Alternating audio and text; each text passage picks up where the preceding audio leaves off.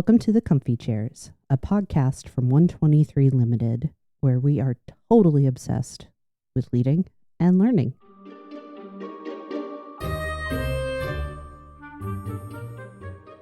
Mechanical engineering. It's not a usual starting point for this podcast.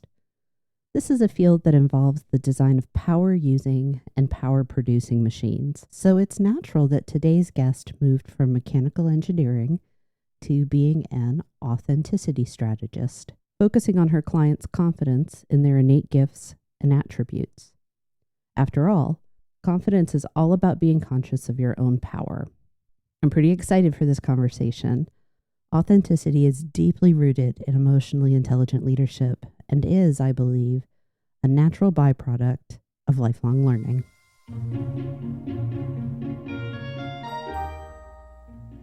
So, Inga, thank you so much for joining me in the Comfy Chairs.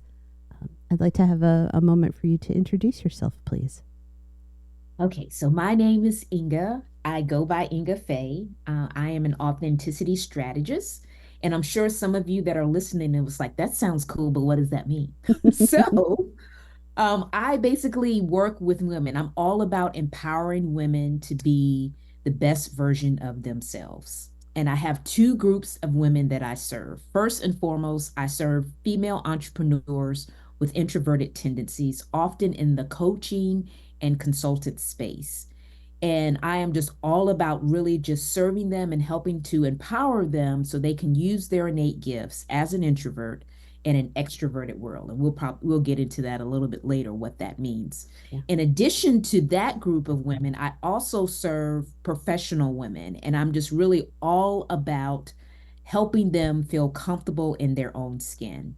And why, you might ask? Because when you look good, you feel good. And when you feel good, you do more. So I really want to help them use their God given attributes to do what they want to do in this world. I come from a very male dominated business background in mechanical engineering. So I was always one of the only, pretty much most of the time, the only woman in the group. Yeah. So I know how that feels. I know how when you have all of that male energy around you, you feel like you have to kind of act like them. And I found myself doing that at times that I really didn't like that. So I'm all about really helping women feel good about who they are, about their gender and what they represent, because we have a whole different mindset on the way we think about things. And I want them to feel confident being able to serve that aspect of themselves and don't feel like they have to act like a man especially if they're in a male dominated type of feel like I was. I want them to really be true to themselves and be able to share their expertise and knowledge and not feel like they have to sit back and let the guys do all the things. It's wonderful because you're focusing on authenticity. It doesn't have to be this cookie cutter girliness, right? Exactly. It's Exactly. what does it look like for you Right. as somebody that identifies as a woman to be your authentic self. And Yep. if that means that you go full out on the full face of makeup and the Right. 5-inch heels, rock on. And if it Yep. looks slightly different for you, how are you embracing those aspects of your womanhood or Totally. femininity or fill in the Yes. blank? Totally, totally, totally. Totally Yeah. agree. Yeah. Yes. I absolutely love the title authenticity strategist. In fact, I'm wildly jealous that I didn't come up with it first. Um, one of the reasons I love it is because I like plans, and a strategy is a plan. Right. Right? Mm-hmm. So I'm really curious in your work, what steps do you typically include in the plan to become authentic? What does that look like? Where do you think we need to start? Well, I think initially, coming from an introverted point of view, I think about four P's, I'll say. Well, really, I'll say five P's. I'll say five P's. And the first P I'm going to say is prepare. You want to have some quiet time. And I guess Mm-hmm. I didn't realize how powerful this quiet time was until about a couple of weeks ago. I'm in this mastermind with some other ladies, and we were just talking about having some think time. Do you schedule think time every day? And I was just like, man, I don't like make it an appointment. I mean, I do it naturally, but I didn't like say, okay, well, from 10:30 to 11, I'm going to be just thinking. And I was just like, wow, how powerful would that be? So when I got off the call, I'm one of those people that when I get a nugget like that, Yeah. I gotta immediately act. I sat down and I just thought for 30 minutes. I just sat there and just kind of thought and wrote stuff down. And it was amazing to me what I came up with on my own, Yeah. by myself, because I don't know, for whatever reason, I guess it's because from education you're kind of trained that you need to get somebody else's opinion, Mm. and you need to talk over things with people, and kind of determine if you're going the right way. But from that just 30 minutes of just pure just thinking on my own, that still small voice was saying, you need to do this, this, and this. Mm-hmm. And I sat there in amazement. So that's been like the biggest nugget for me, that to prepare. Then the second P would be to just be present.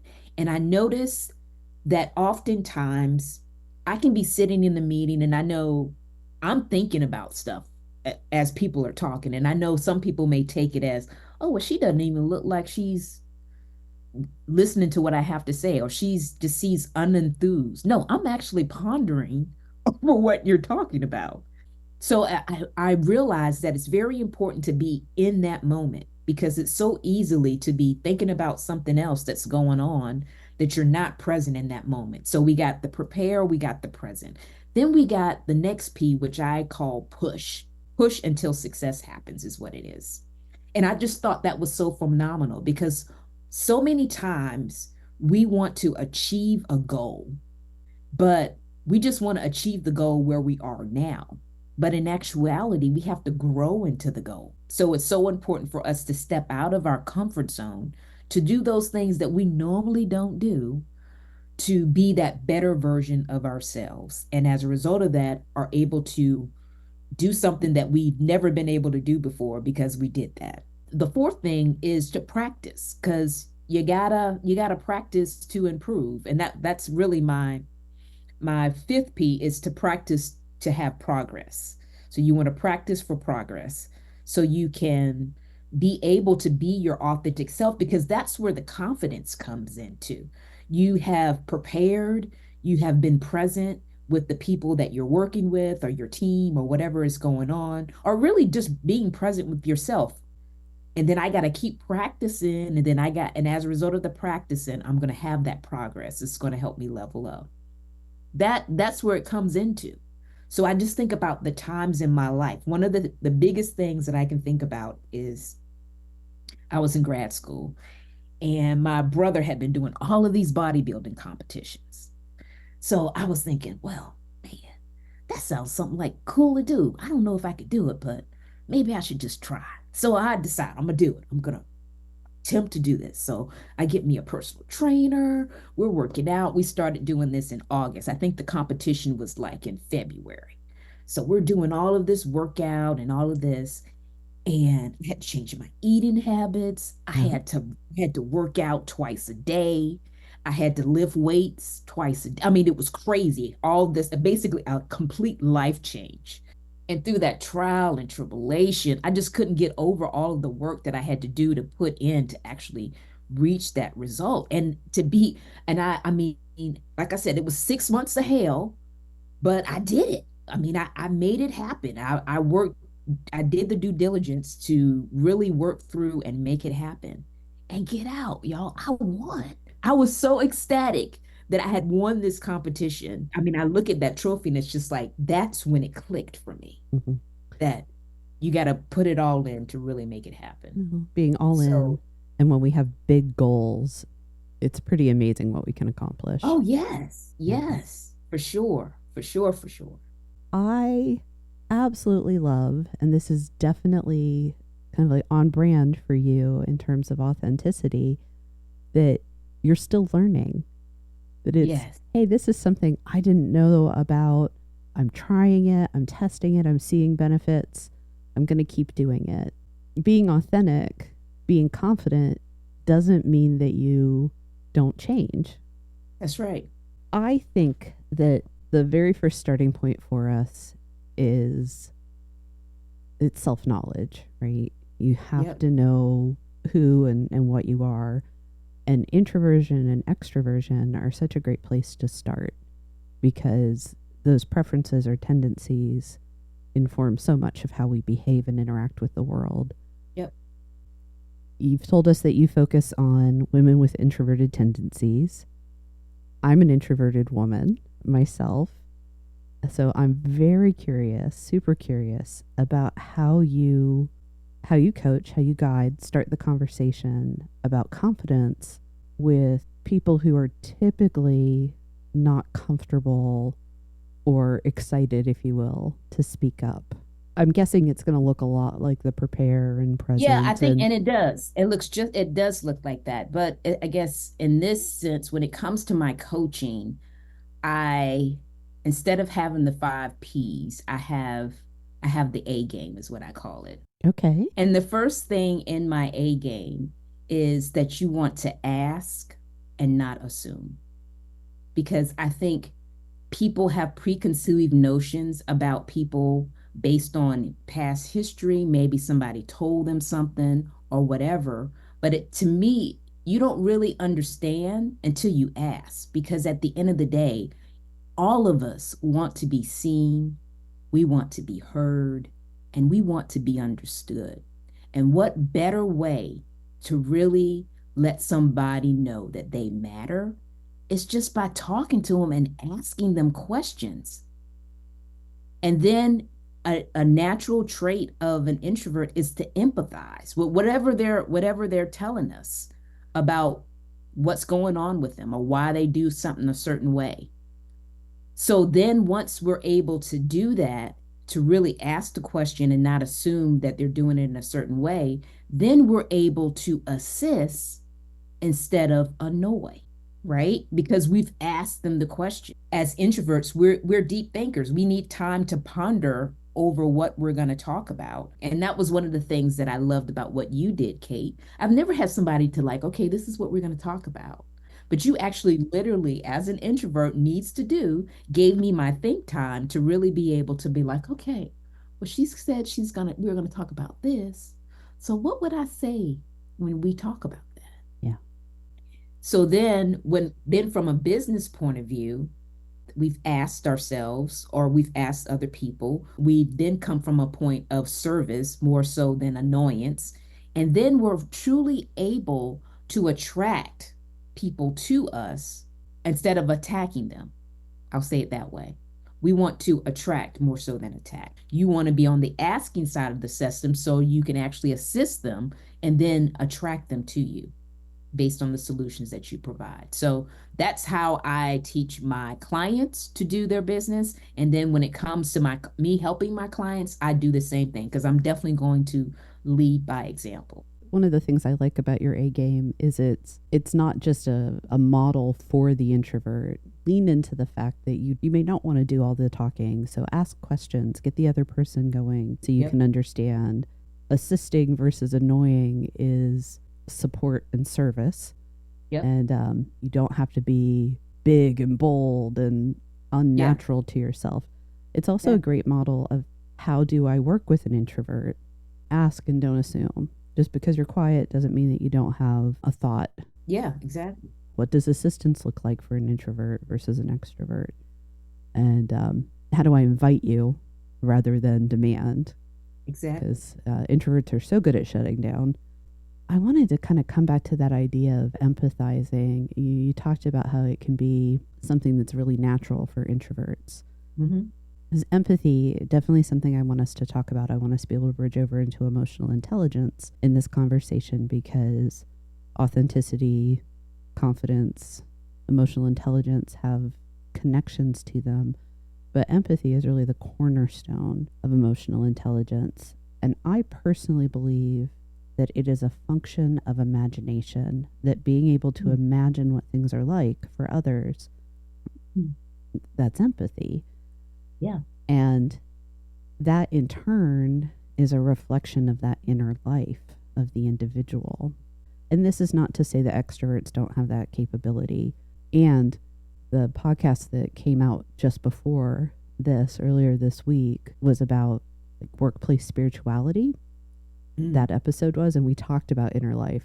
Workplace spirituality, or making meaningful work, is about allowing people to bring their whole selves and acknowledging that employees have an inner life. So your work is in many ways about how are we finding meaning for people. Right. Which I think is one of the things that we desperately need in today's work world. I do want to go ahead and move into emotional intelligence, because we were talking about awareness and authenticity. Those are cornerstone principles for emotional intelligence. There is opinion and research that shows us that authenticity, EQ, emotional intelligence, mindfulness, those are all interrelated. I would love to hear your thoughts on this topic. As somebody doing that work, how do you see it play out? Well, I think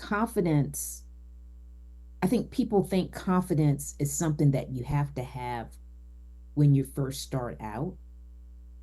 But I view confidence, or really courage, as a muscle that you build over time. And I think that's why it's so important for when I learn something that I act, is because I know that that's the first step of confidence. I got to act. I can't sit on my hands. I can't pray that it's going to happen. Mm-hmm. I have to take some kind of action for for the transformation to even start. And in that action that I take, being full aware, mindfulness, having the mindfulness that I'm going to suck, and I'm probably going to suck for a while. So Okay. much sucking, yes. Yeah. And it's totally okay that I'm going to Mm-hmm. suck, because in the midst of my sucking, I'm going to eventually like totally figure it out. And that in the result that I ultimately get, I really didn't learn anything when I got the result. It was the journey way before the result that helped me figure out how to get the result. So failing is like all a part of it. I want to help people fail as fast as they can, Yeah. because the faster they fail, the quicker they can get to that result. And having that mindfulness and that awareness that, hey, I'm gonna suck, and I know I'm gonna suck. I don't know how long I'm gonna suck. And maybe I can find somebody that will help me not suck as long so I Yeah. can lessen this learning curve. But I'm gonna suck, Yeah. and be okay with the suck, because on the other side of it, you're going to be successful. You're going to get those results. And that's where the confidence comes in. I love this. The lesson is the journey. It's not the loss or the win. No, it's not. It's not. You talked about confidence is courage. It's a muscle that you build over time. That's a wonderful analogy for you to use as somebody who has done bodybuilding. Yeah. And what it looks like for us to build muscle, it's actually not a pretty thing. Not just the I have to change my life and do things differently. Mm-hmm. We build muscle by kind of damaging the muscle. You're tearing those fibers in that activity, and the build happens when the body repairs itself. Right. It's like broken bones are stronger at the broken place, Right. because the lesson has been learned, the sucking has happened. Your story of doing that bodybuilding, you couldn't stay the same. Right. You had to make some sacrifices, but you had to change how you were caring for your body, for yourself. Exactly. And I think that's a wonderful lesson when we think about being more confident, being authentic, is that it's not going to be all glory. The path to it is not lined with well-wishers and cheers and gold. It's going to be kind of crappy for a while. Yeah, it's going to suck. Yeah. Yep, it will suck. And vulnerability, the willingness to say, I want to be different, the humility that comes with failure, those are the paths It is the path from the decision that I want to be authentic to becoming confident. Right. And Right. the story of training for something, so many people have that experience. Oh yeah. It can be a great handle to understand if I want to become more confident, let me look at these lessons from my life. Yeah, you got to be vulnerable. I mean, oftentimes we look at stars or, anybody that Mm, you admire, like your person, whoever that person may be, and you're just oohing and on. Oh, they're so awesome. Oh, they're so great. But how did they get that way? They went through the suck. I And I did. think so many times people just want to go from where they are right now up to where that person Mm-hmm. that they are admiring is. But that in between, that little dash, that's what you have to go through. There's no jumping over it or leaping over it. You have to go through that dash to get there. It makes you vulnerable. It's Oh about yeah. it's about being real, and that's scary for us. Yeah, it You know, is. the lizard brain kicks in. This is the ask, don't assume that you talk about. We assume that that person just instantaneously burst onto the scene and they're magnificent. And the sacrifices, mess ups, the sucking, those get buried under this assumed story. Yep. And I think we've made it harder for ourselves in the modern world because we curate our lives now. You don't see reality in one of the places where we have the most interaction with people online. We see perfection there. Yep. We do. I don't think it's necessarily easier for men, but I do think women have this burden of comparison when it comes to how easy and graceful does my life look. Mm, yeah, I would totally agree. Yeah, and I think that's why it's very important that you surround yourself around positive, Mm-hmm. um, growth-minded people. I'll say it that way. Because when you have those vulnerabilities and you're in a positive, growth-minded group of women, I mean, they're going to encourage you. They're Yeah. going to support you through your suck. I think it really comes down to the type of women, really not even just women in general, just the type of people Yeah. that you're hanging out with. This is an important lesson for us in this conversation that part of the work of building my own confidence and being authentic is encouraging other people. In your journey to learn and grow, are you lifting other people with you in that process Right. or becoming a burden?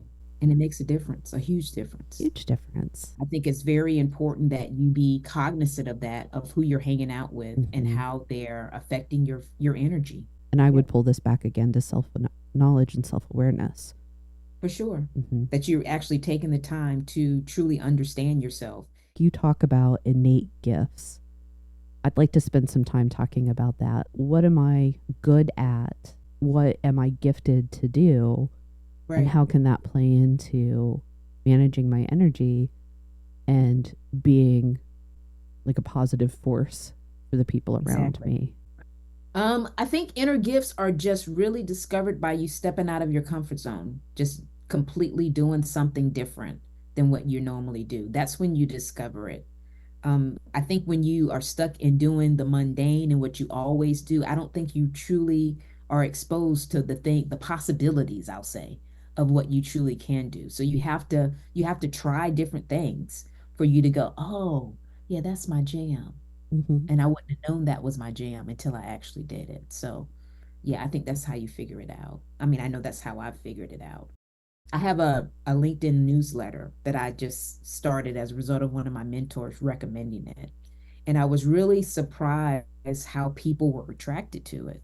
I think I got like over 1,000 subscribers in a matter of a week, how quickly people just resonated with it. And from me stepping out and doing that LinkedIn newsletter that goes out to the subscribers bi-weekly, I have gained like writing gigs from that on LinkedIn. I would have never thought that I would have been able to do, but it was just me stepping out my comfort zone, doing that. That became made me more aware that, oh, Inga, you can do this.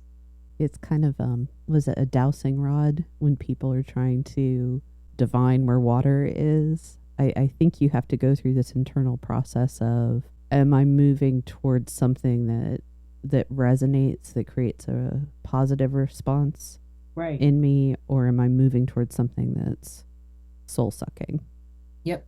You can come back to, am I skilled at being aware of myself? Do I know myself well enough that I know when it's a good resonance and not a negative resonance? Right. Exactly. I think there is a place for us here to talk about inner critics, because am I listening to the confident, authentic, humble, vulnerable voice, or am I listening to the critical voice that's telling me I'm not worthy? How do we navigate that push me pull you that can happen as we're trying to gain confidence and be more authentic? I think you have to listen to what the voice is saying and Mm-hmm. how loud the voice is. In my experience, the negative Nancy voice is really loud. Yeah. She's telling me what I can't do. She's telling me you ain't never done that before, so why would you even try, kind of thing. So it's, to me, it's very negative, negative. The quiet, calm voice is talking to me as well, but it's very quiet and calm, and there's a peace about it Mm-hmm. that I feel that, people say you got to go with your gut. It's one of those things that you're going with your gut, and to me, your gut is the Holy Spirit that's guiding you and telling you this is what you need to do next. I've had times, and my coach has said this, Inga, you know what to do. And that was when I really understood I didn't need to have somebody to affirm that what I was doing was right. Yeah. And I think that's what's really cool about being an entrepreneur, that you're guiding the path. It's your vision that you are cultivating. It's not somebody else's vision. Like, because when you're working for somebody else, they're telling you what the vision is. But as an entrepreneur, you are the one cultivating the vision. And as a Mm-hmm. result of that, it's very important for you to take the action. Because if you don't have the vision, we all know that the people perish. So when you have the vision, take the action, go through the suck, get the results, and continue to build that confidence muscle. In my experience, the inner critic is not only the loudest voice, it's also the most boring voice, because it Mhm. tends to tell me the same thing over Oh and yeah, over. that you It's that not, you're like, are you sure? yeah, Can you give me a sign? it's just a loud screaming, well, you're worthless, so you can't do this. Where that, the voice of love, the Holy Spirit or your inner self, however you want to talk about it, not only is it softer, but it sounds like the people that care about you. Yeah, exactly. One of the things that I'll do when I'm coaching folks sometimes is say, I know you know this, and I want you to have another voice. I want you to hear someone telling you, you know this, you're capable of it. Right. I love it. And I would take that back to then, who are the people that you're around? Exactly. Right? And are That you, has a lot to do with it. it Yep. does, because that's going to fill you with, these are the voices of the people that care about me. Yep. I can hear it in my spouse's voice, in the Right. voice of a best friend or a coach, a parent, a caregiver, a literal caregiver. I like it. I love it. Love it. Can we spend some time talking about humility? Yeah, I think the humility comes in the suck. I think we had briefly just discussed that when we Mm-hmm. were talking about the vulnerability. That's where the humility comes into, because it just humbles you. We have some people have this thought that, they can conquer all. I'm going to be able to endure. I'm going to be able to do this. And then you're just like, wow, but I didn't. But that's when you're humble. That's what really humbles you and makes you vulnerable, and thinking, okay, you didn't do it, but is that going to stop you from trying? Yeah. No, that's not going to stop you from trying. You failed. We just talked about that. You just fail faster. Yeah. Keep failing until you find your promised land, or your promised method, or your promised strategy. And after you find it, then share it. So the next person won't have to go through the trials and tribulations that you had to go through to figure it out. I think that's what it really comes down to. Something I think that's really important for us to say when we're talking about humility is that it's not about just accepting or speaking about your weaknesses. You also have to have knowledge of what you're great at. Oh, yeah. And it doesn't mean that you're forcing it on people or that you're being arrogant, but humility gives you credibility to be confident because you've done the work of assessing here's what I suck at, here's when, how, and the extent to which. And through that process, I've learned what I'm actually capable of. The lesson is the journey, and the Yep. journey is the process of being humbled. And if you go through that, then you get the reward of confidence. For sure. Is there anything that we've not talked about that you're going to be mad at me if we don't get to? No, I think we pretty much covered it. I mean, we talked about the 5 Ps, Mm-hmm. the importance to prepare, to be present, to push out of your comfort zone, to practice, and then get that progress that you want. We talked about how we create confidence. Confidence is not something that you have in the beginning. It's actually what you do in the in the journey. You have to act. You have to suck. Then you get the results, and then you're confident. And then as you build that confidence, you're able to do bigger and better things that are more challenging to you because you have that reference point. So you have that reference point of that muscle constantly getting bigger and bigger, and you're getting these big confidence muscles that you're able to really do the things that you were meant to do so you can be that better version of yourself. And all of this comes about, and which is very important for us to do on a regular basis, which I have decided to do on a daily basis, is to have that quiet time. To really be able to kind of think through what you need to do. And then after you figure that out, then I feel like it's your duty to help someone else along the way that may be in the same path, that may be behind you, that you can help pull up faster. Because to lessen the learning curve for the person behind you is to me very rewarding because you feel like you did all of that for yourself and now you can help somebody else to get there faster. Now, granted, even though you help them in the process, they're still going to have their suck time too. It probably won't be as long as your suck time. Maybe you cut theirs in half, but they still have suck. Even if their suck time is twice as long as yours, you are contributing a voice to the chorus that tells them they can do it. It's possible. Yep. Yeah. You're giving them that hope. Mm-hmm. And hope is your hold on, possibilities exist. And I think we all need that in, just everything that we do, life, business, everything. We got to have that hope. I want to second that time to think, whether it's daily or with some other frequency. There is a practice called morning pages. I'm going to put something into the show notes about it. Comes from a woman named Julia Cameron from The Artist's Way.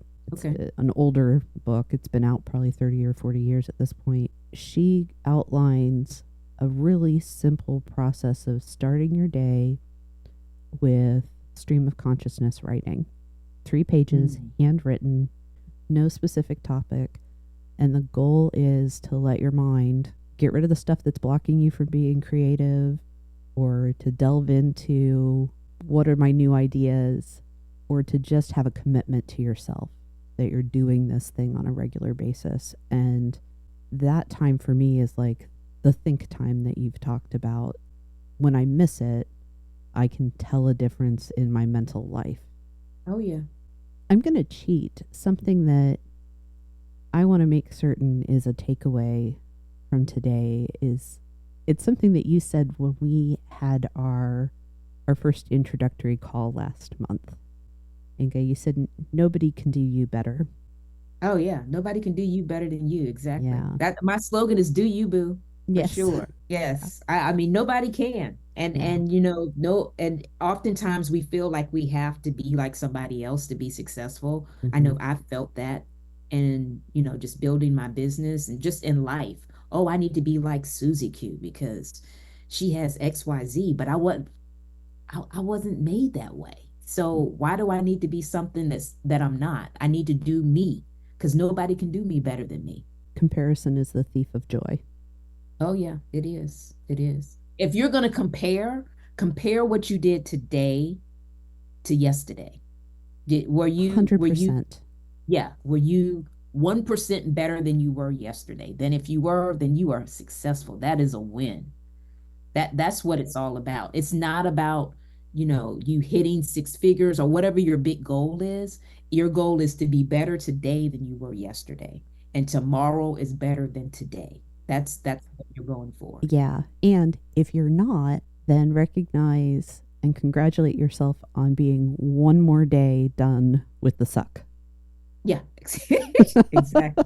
Exactly. And Yeah. then, I think it comes down to you. That's your practice. Hmm. That's your practice. Okay, so that didn't work. Yeah. So now I gotta try something else. I did this, that didn't work, so now I'm gonna do this. So yeah. Excellent. So, ma'am, tell us what all you have going on right now. I want to make certain that we get to give you a bit of a platform for your business and all the amazing work you're Yeah, doing. so right now, like I said, I'm serving introverted entrepreneurs in basically three capacities. I have a DIY course where people can get the ultimate, what I call the perfect icebreaker for introvert, which is a survey. Because surveys allow you to have that think time, find out what the person is needing, and then to see if your product, your service, or your creative idea will help them with that. And if it doesn't, then being able to find somebody that you know in your network that could possibly serve them. So I have that. It's called the Savvy Survey System, and that will help you in your journey as an entrepreneur, because it definitely aligns with my A game. You're able to ask and not assume what people want. Then you can assist and not annoy, and then really attract people to you instead of attack. And then the other offerings I have is in a group or a one-on-one setting where I just help you with your business strategy. I'm all about helping people get leads, because when you're out of leads, you're out of business. And the leads are really the core of what it comes down to getting your business going. So making sure that you have that a fluid flow of leads, and then after you have them in that big funnel, and the ones that fall out the bottom, how you're going to nurture them, how are you going to build that relationship with them, how your mindset, having that growth mindset that you may be in your suck period right now, and what are the things that you need to learn how to do to really be able to nurture and grow an authentic relationships with your leads, that they become raving fans. They're like your cheerleader, telling everybody and their mama about you and what you do and how you help them get to their promised land. Having that kind of community, those raving fans that really want to share you with the world. Making sure that you have that system down, and I help you do that as well. But I just really want to serve people as much as I can and let them know it's cool to be you. However you were made, that was exactly how you were supposed to be. And that just to find your happy place and take that time to really think about what you what you think you were meant to do, and not be afraid to fail. Really take that time to fail, because that's what's going to really help you figure out what you were meant to do and what you're passionate about and why you're even here and who do you serve, because we're all here to serve. I couldn't agree anymore. You are absolutely right, Inga. You are doing that. I think you are living what you're teaching. I feel elevated from our time together. I was energized when we talked the first time, and this conversation has given me so much to think about, to go reflect on, like my little Awesome. introverted heart wants to do. But it's just really filled my bucket as well. Thank you. Oh, you are so welcome. If you enjoyed this episode and you'd like to support the podcast, please subscribe, leave a rating or review, or share it with others. You'll find Comfy Chairs updates and other thoughts on leadership and learning on Instagram at 123 Limited. That's ONE23 LTD.